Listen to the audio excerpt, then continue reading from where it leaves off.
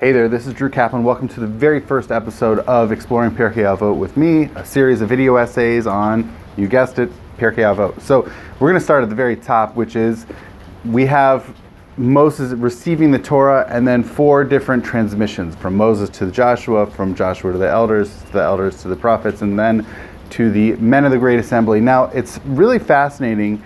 It's a nice, setting up what the transmission history is, and what we see is really fascinating, that then the next part of the Mishnah is they said 3 things. Now, it could be all of them, everybody involved, Moses, Joshua, all the way down to the men of the Great Assembly. However, it seems more likely that they being referenced here are the men of the Great Assembly. Now, the men of the Great Assembly, presumably having, received the Torah. Now, again, the Torah that they're protecting is literally the Torah that we saw in the 5 books of Moses, right? Moses receives that, and, the idea is the Torah is still pristine, it's still been guarded and protected throughout those generations. Now, the men of the Great Assembly, having seen, perceived, experienced the ways of protecting that Torah, they're now going to offer some advice, some wisdom, some suggestions of what should be done. And these 3, the first one is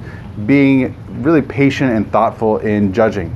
Makes sense, as opposed to being hasty, but really considering all the facts and data.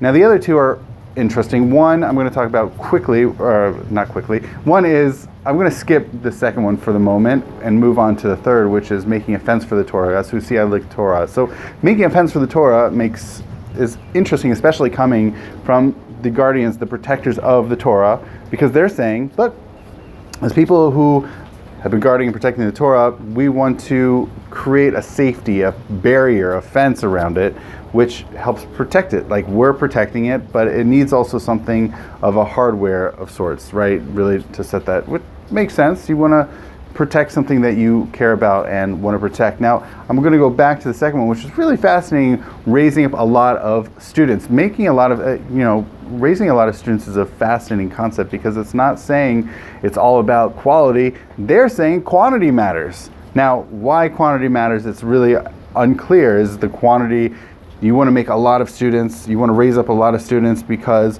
eventually you're going to develop quality through that, right? You have some students who really rise to the top. Or is it, look, you don't know what can happen, and just as a safety measure, we're just going to put a lot of students out there? Not really clear what it could be. I'm sure there are other possibilities, other explanations out there, but this wisdom, these ideas, these suggestions, these prescriptions from the men of the Great Assembly who had been safeguarding that Torah, and now they're going to start making some suggestions. So these are their suggestions, and then as we will continue to see, there are other sages involved that have their own suggestions, wisdom, and advice. So thank you for watching, and stay tuned as I continue in this series.